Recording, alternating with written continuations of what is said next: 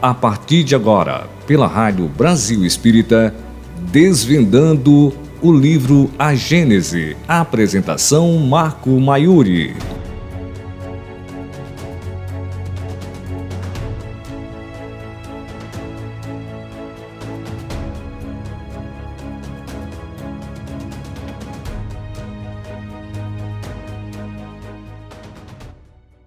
Marco Maiuri. Queridos irmãos, nossos votos de muita paz.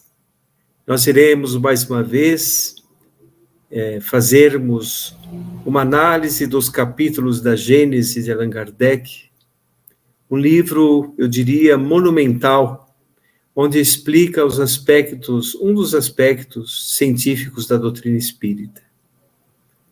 Então, nós vamos, depois do capítulo Uranografia Geral, vamos falar hoje a respeito do esboço geológico da Terra. Porque os amigos espirituais que foram responsáveis pela codificação espírita tiveram a iniciativa brilhante de explicar como se deu o nascimento do homem na Terra, o surgimento do próprio planeta.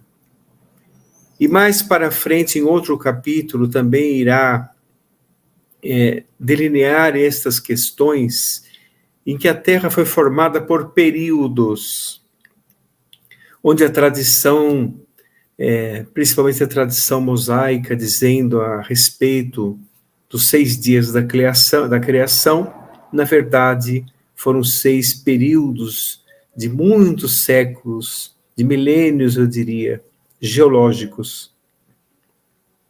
Fases em que os espíritos co-criadores do universo, a exemplo de Jesus, formaram o nosso planeta.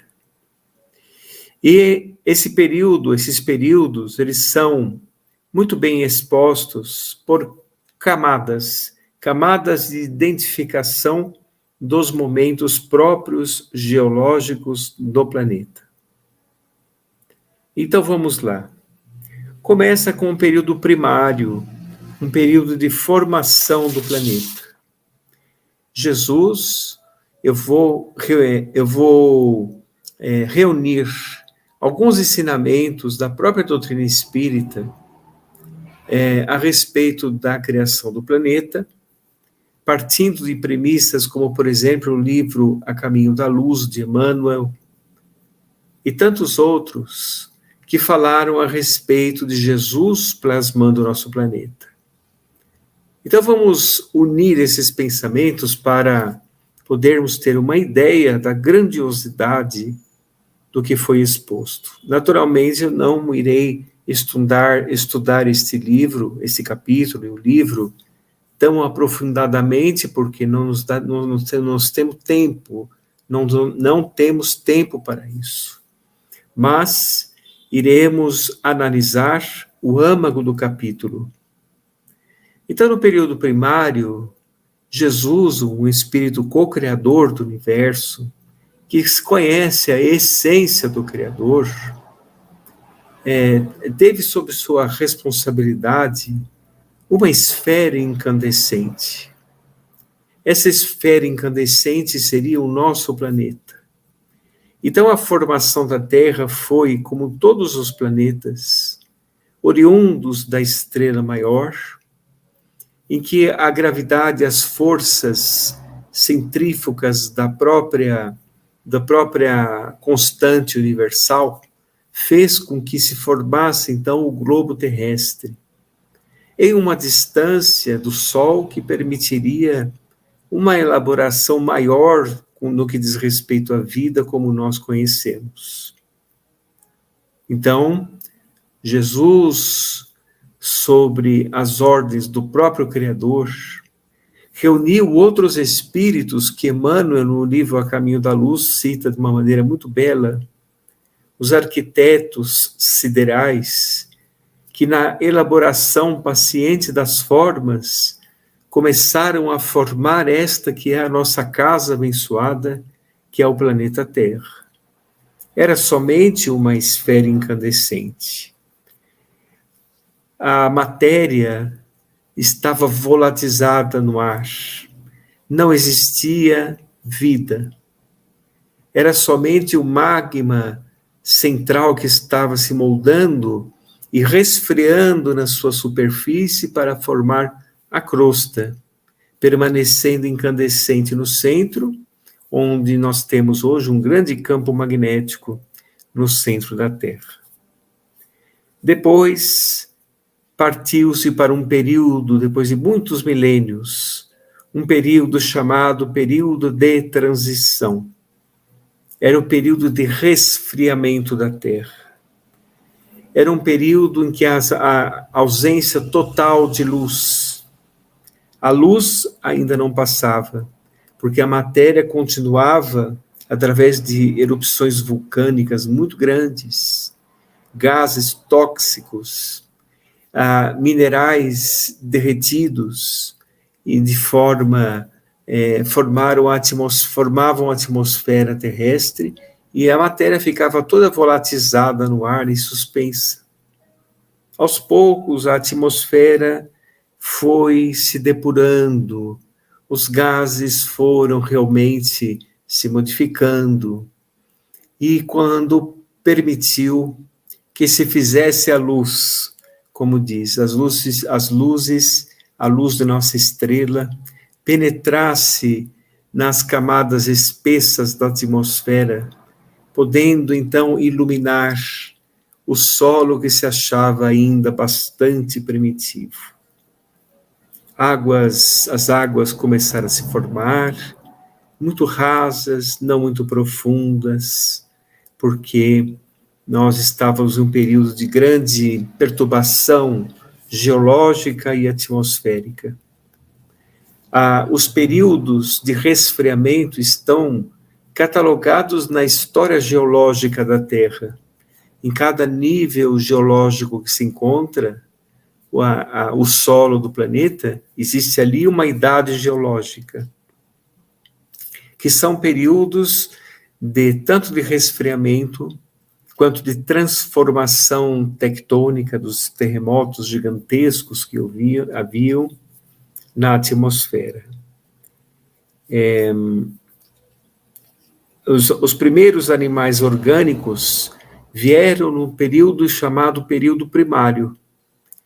Primeiro, as plantas, depois os primeiros animais aquáticos, muito crustáceos, porque os próprios minerais faziam com que eles formassem esta proteção crustácea. Mas nós devemos abrir um parênteses para tudo isso, porque é o começo do surgimento da vida na Terra, o período primário, considerado período primário. É um período que a vida não surgiu do nada. A vida não surgiu de um limo somente, porque existia muitos limos na época. Ele surgiu com a enxertia divina, porque a vida não é obra de matéria que se transforma, a vida é obra da questão espiritual da existência, provém do próprio Criador, é elaborado pelos seus trabalhadores mais diretos. Foi aí então que começou o grande laboratório da vida, quando a Terra deu condições para que esta vida surgisse. Porque a complexidade da vida não se explica através simplesmente da matéria. Os próprios seres orgânicos vegetais, os vegetais trazem em si mesmo excelente complexidade nas células, muito semelhantes à dos homens, com modificações para ser vegetal. Mas todas as máquinas celulares que existem nos homens existem na matéria, com exceção dos cloroplastos, que são onde são feitas as fotossínteses. Então, no começo foi muito difícil. Os espíritos construtores provenientes do alto elaboravam naquele laboratório que estava se formando a vida que surgia. Primeiro vegetal, depois microbiana, depois aquática. A Terra era uma grande estufa, um calor úmido se apresentava. Depois surgiu o período de muitos milênios, o período chamado período secundário. No secundário, a atmosfera era mais equilibrada.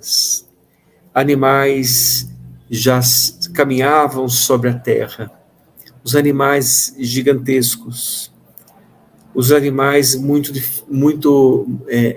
as vegetações muito grandes, árvores muito grandes, porque existia um pouco de ácido carbônico na atmosfera. E no processo de fotossíntese, as árvores maiores foram gradativamente depurando a atmosfera.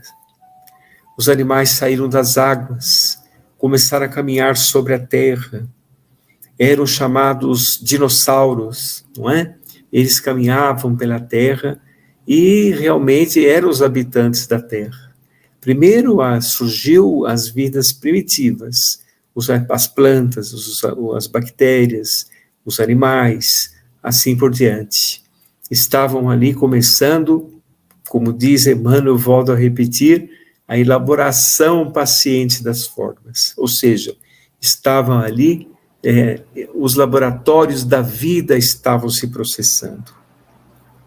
Então, o período terciário, um novo recuo, um recuo muito difícil, um recuo das águas, grandes cataclismas, grandes questões do espaço vindo para destruir os dinossauros, para acabar com a vida que existia, um recuo, para depois um período de gelo, um período glacial da Terra, um grande cataclisma, um dilúvio universal, causado, segundo os cientistas, por um asteroide que varreu a vida na Terra para recomeçar.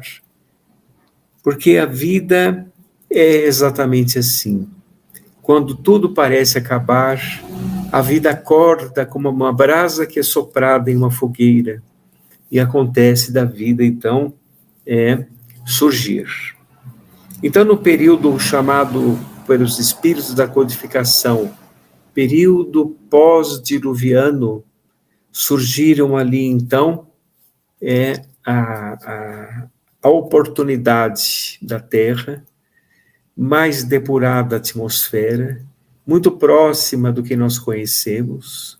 As vegetações eram mais equilibradas, o ar mais respirável, já tinham passado realmente pelo período glacial.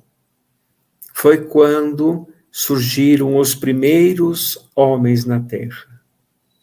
Aqueles espíritos criados por Deus que estavam fadados a terem um pensamento contínuo, fadados à evolução. Seu pensamento contínuo iria permitir com que ele se desenvolvesse ao longo da história, ao longo das várias famílias primitivas identificadas pela paleontologia. Nós vamos ver que existiram vários níveis de hominídeos, espíritos que estavam, então, fadados a evoluir. No começo, uma caixa craniana muito pequena, poucas circunvoluções cerebrais, mais voltado à base craniana e mais voltado também aos fenômenos anímicos, de reprodução, de alimentação, de sobrevivência, ao instinto. Era então aquele homem que estava começando a se desenvolver. O corpo, muito pequeno, basicamente subia em árvores e se alimentava de vegetais. Foi quando a evolução se processou. E aí eu gostaria de abrir um parênteses para nós explicarmos a questão do perispírito. Um parênteses muito interessante, porque vai mostrar como é a evolução que se processou através da história. Todos nós sabemos que o perispírito é um modelo organizador biológico. Ele é o nosso corpo espiritual, proveniente também do fluido cósmico universal. E este corpo, por si só, ele não pensa. Ele obedece às matrizes evolutivas do próprio espírito. Então, à medida que o espírito vai evoluindo, ele vai transferindo para o corpo novo essas modificações, que gerarão corpos mais aperfeiçoados com o tempo. Seria como se nós estivéssemos acrescentando, pela doutrina espírita, na teoria do evolucionismo de Charles Darwin, onde demonstrou que as espécies evoluem com o tempo e com o ambiente em que se encontram, mas com todo respeito ao grande cientista, ao nobre cientista, porque todos os pioneiros merecem o nosso respeito, e faltou na teoria a enxertia divina, a questão do espírito a se desenvolver, porque a matéria só se desenvolve com o espírito eterno. Esse espírito, então, foi se desenvolvendo. Você escutou pela Rádio Brasil Espírita, desvendando o livro A Gênese. E esse aprimoramento fez com que os espíritos diretores da vida na Terra permitissem que eles dessem um avanço. E realmente eles deram um avanço. Eles descobriram, por exemplo, que eles poderiam ficar em clãs, poderiam ficar em grupos, terem famílias. E para que eles pudessem ter um corpo mais aperfeiçoado, eles necessitariam de proteínas animais. Então eles perceberam que podiam caçar, inventaram fogo para poder amolecer a carne das caças. Inventaram com o tempo os instrumentos para poderem prolongar o seu braço e caçar mais caça. E para rasgar a carne das caças, eles tiveram as mandíbulas mais desenvolvidas. Viram como a evolução do homem primitivo fez com que o corpo fosse se modificando na esteira do tempo, para que eles pudessem, então, vivenciar as suas experiências. Mais circunvoluções cerebrais, o crânio um pouco maior, e conforme o homem foi se desenvolvendo, ele foi também aprimorando a sua própria existência. As pinturas rupestres, já no homem de Neandertal, o homem que já era um desenvolvimento da mistura de raças, o Homo sapiens e o Homo sapiens sapiens. Mas nós devemos perceber que entre o homem primitivo, porque nós tivemos o Homo australopithecus no início, hoje se tem conhecimento de homens mais antigos, mas vamos partir da premissa do homem Homo australopithecus. Depois o Homo erectus, que ficou de pé, completamente de pé. Depois o Homo habilis, que fez os instrumentos que citamos, a lança, o machado, assim por diante. O fogo, não é? Depois do Homo habilis, nós tivemos o homem Cro-Magnon, que foi um homem um pouco mais desenvolvido. Entre esse e o homem de Neandertal existe uma lacuna. Essa lacuna foi preenchida pelo degredo de espíritos que vieram aqui na Terra para poder reencarnar seu mundo primitivo, porque já não eram compatíveis com o mundo, com o desenvolvimento planetário que estavam, reencarnaram-se aqui no planeta, e onde se preencheu essa lacuna, fez com que os homens começassem um novo desenvolvimento, Homo Neandertal, Homo sapiens sapiens, que é o que todos nós somos originários. Então vejam, o homem vai se desenvolvendo desta forma, surgiu depois no período pré-diluviano, depois dos grandes cataclismas, começou de novo o processo. os vegetais, as bactérias proliferaram-se, os animais mais não tão gigantescos, mais sutis, menores, adaptados à época e ao planeta em que estavam, e o homem principal, a principal criação, surgiu depois do período pré-diluviano. Então vejam que interessante. Nós temos aí explicado no livro A Gênese de Allan Kardec, claro que nós demos um resumo, mas está aí explicado as transformações, o esboço geológico da Terra. Primeiro período primitivo, onde a Terra era uma grande esfera incandescente.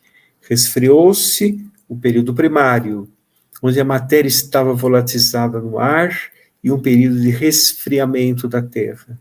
A cada resfriamento e a cada cataclisma, uma idade geológica nas camadas do solo. Depois o período de transição, onde começam, então, o surgimento dos primeiros seres orgânicos, que irá realmente começar nas bactérias, no limo da Terra, tinha um limo, que também trazia matéria orgânica, os animais aquáticos, os animais crustáceos, e depois alguns mamíferos, e depois, no período primário, eles foram para a Terra. Eles não eram mais animais aquáticos somente e começaram a habitar a Terra. E o período terciário, secundário e terciário, o aprimoramento da atmosfera e dos próprios animais. Um grande cataclisma, proporcionado, segundo os cientistas, por um grande asteroide, que propiciou um grande dilúvio na Terra. Antes disso, um período glacial, onde também levou à extinção da vida. Depois disso, aliás, a extinção da vida, fazendo com que a Terra recomeçasse o seu aprimoramento. Depois do período diluviano, pós-diluviano, surge então o homem até os dias de hoje. Mas olha, nós nunca devemos estudar os períodos geológicos da Terra sem entendermos que existiram espíritos co-criadores do universo, que proporcionaram a formação deste grande e maravilhoso laboratório que é o nosso planeta, fazendo com que nos sirva de morada para a nossa evolução. O estudo da Gênese proporcionará realmente a oportunidade de nós crescermos realmente da maneira que devemos nesta grande escola de aprendizagem com caráter de hospital que é o nosso planeta. Anteriormente a esse capítulo, falamos do capítulo Uranografia Geral, das questões universais. Estamos falando da nossa casa. E mais para frente teremos outras surpresas, onde irá realmente esmiuçar essas questões, e algumas das vezes, quando nós julgarmos que é interessante lermos, nós também leremos, estudaremos juntos, mas recomendamos que estudem esse livro profundamente, porque nós estamos dando um pequeno apanhado, capítulo a capítulo, mas é um livro que deve ser estudado profundamente. Ele deve ser analisado, se possível, em grupo, para nós entendermos qual foi o plano dos espíritos superiores a nos trazer esta obra gigantesca, que explica realmente as nossas origens e o ponto de vista científico da doutrina espírita. Porque nós sabemos que o aspecto científico do espiritismo é a ciência que estuda a origem, a natureza, o destino dos espíritos e as relações existentes entre o mundo corporal e o mundo espiritual. Desta forma, aglutinaremos a esta importante ciência de observação o aspecto filosófico, a maravilhosa filosofia de comportamento que faz o ser crescer através da modificação das suas próprias atitudes, fazendo com que ele evolua, porque vocês viram, desde o começo, nós somos fadados a evoluir. Então, ao aprimorar, nós já saímos da escala dos instintos, já saímos da escala somente das sensações. Estamos aprimorando, então, os nossos sentimentos, para um dia termos sentimento superior que nos vinculará a Deus, nosso Pai. Muita paz a todos. Fiquem com Deus.